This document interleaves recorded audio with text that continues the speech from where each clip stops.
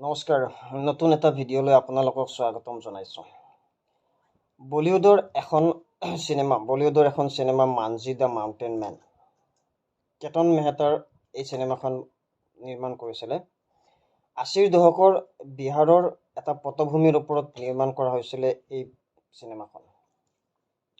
এই চিনেমাখনৰ মুখ্যতঃ দুটা চৰিত্ৰ আছিলে। এটা আছিলে দশৰথ মানজি আৰু দ্বিতীয়টো আছিলে তেওঁৰ পত্নী ফাগুনিয়া। এটা দুৰ্ঘটনাত পতিত হৈ ফাগুনিয়াৰ মৃত্যু হৈছিল বিশেষকৈ সময়মতে তেওঁক হস্পিটাললৈ লৈ যাব পৰা নাছিলে। কাৰণ সেই সময়ত বিহাৰৰ পথ যথেষ্ট দুৰ্গম আছিলে, পাহাৰৰ মাজেৰে তেওঁলোক যাব লগা হৈছিলে আৰু সেইকাৰণে সময়মতে হস্পিটাললৈকে লৈ যাব নোৱাৰাৰ কাৰণে অৱশেষত তেওঁৰ পত্নীৰ মৃত্যু হৈছিলে।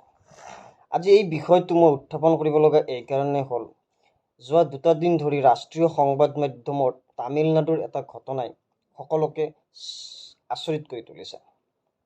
তামিলনাডুৰ এলেৰি গাঁৱত, ভেলোৰ জিলাত অন্তৰ্গত এলেৰি গাঁৱত এটা 18মহীয়া শিশুই মাকৰ লগত শুই থাকোঁতে তেওঁক সাপে খুটিছিলে। যথাযথভাৱে সেই সময়ত দৰিদ্ৰ পৰিয়ালটোৱে এম্বুলেন্সলৈকে ফোন কৰে আৰু এম্বুলেন্স কৰ্তৃপক্ষই তেওঁলোকক জনায় যে তেওঁলোকৰ তালৈ তেওঁলোকৰ পথৰ কাৰণে তেওঁলোক যাব নোৱাৰিব। দুৰ্গম পথৰ কাৰণে তেওঁলোকে এম্বুলেন্সখন আহিব নোৱাৰো বুলি জনোৱাৰ পিছত মাকে সেই 18মহীয়া শিশুটোক কোলাত তুলি লৈ প্ৰায় 20-30 কিলোমিটাৰ দূৰত থকা আনাইমাক্কু হস্পিটাললৈকে লৈ যায়।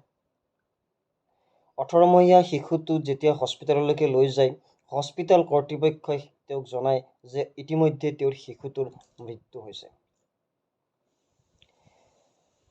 আচৰিত ধৰণৰ ঘটনাটো হৈছে ৮০ৰ দশকত বিহাৰৰ সেই পটভূমিত নিৰ্মিত হোৱা সেই মানজি দ্য মাউণ্টেন মেন চিনেমাখন আৰু একবিংশ শতিকাত তামিলনাডুৰ দৰে এখন আগশাৰী ৰাজ্যত এনেকুৱা ঘটনা ঘটিবলৈ পোৱাটো সঁচাকৈ দুৰ্ভাগ্যজনক।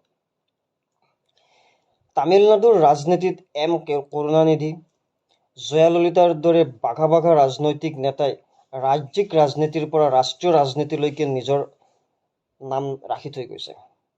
কিন্তু দুখৰ বিষয়, এনেকুৱা ৰাজনৈতিক নেতাবিলাক থকাৰ পিছতো, এনেকুৱা বাঘা ৰাজনৈতিক নেতাবিলাকে ৰাজ্যখন শাসন কৰাৰ পিছতো আজিৰ তাৰিখতো, আজি একবিংশ শতিকাতো এনেকুৱা ঘটনা, যি ঘটনাত দুৰ্গম অঞ্চলৰ কাৰণে এটা শিশু, 18মহীয়া এটা শিশুক বচাব নোৱাৰাটো আচলতে তামিলনাডু আৰু গোটেই ভাৰতবাসীৰ কাৰণে এটা লজ্জাজনক বিষয় বুলি উল্লেখ কৰিব বিচাৰিছোঁ।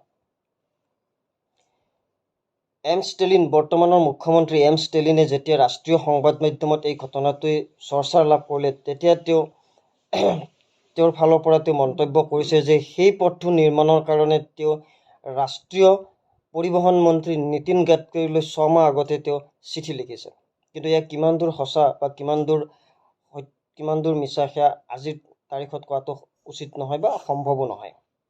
কিন্তু স্বাধীনতাৰ 70 বছৰ পিছতো তামিলনাডুৰ দৰে এখন আগশাৰী ৰাজ্যত পথৰ কাৰণে এটা 18মহীয়া শিশুক জীৱন হেৰুৱাব লগাটো সঁচাকৈ উদ্বেগজনক বিষয়। প্ৰতিজন ৰাজনৈতিক নেতাই ৰাজনীতি কৰক, তাত আমাৰ ক'বলগীয়া একো নাই। কিন্তু জনসাধাৰণৰ মৌলিক অধিকাৰ আৰু সাধাৰণভাৱে দৰিদ্ৰ মানুহ জীয়াই থকাৰ যিখিনি অধিকাৰ, সেই অধিকাৰখিনি প্ৰতিজন ৰাজনৈতিক নেতাই প্ৰতিজন জনসাধাৰণৰ কাৰণে নিৰ্মাণ কৰাটো বা দিয়াটো উচিত। ইতিহাসৰ পাতত হয়তো এই ঘটনাটো সদায় নাথাকে, ইতিহাসৰ পাতত এদিন এই ঘটনাটো নোহোৱা হৈ যাব।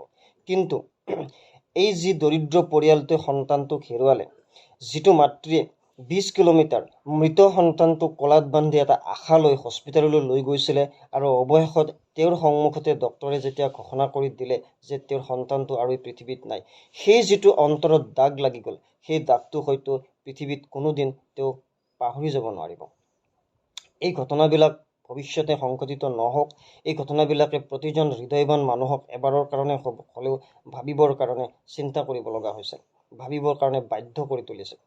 যদি আপোনাৰ এই ভিডিঅ'টো ভাল লাগিছে, মোৰ চেনেলটো ছাবস্ক্ৰাইব কৰিব। যদি আপোনাৰ কিবা জনাব লগা আছে, আপুনি মোক জনাব পাৰে। মোৰ ভিডিঅ'টো আপুনি সম্পূৰ্ণভাৱে চাই থকাৰ বাবে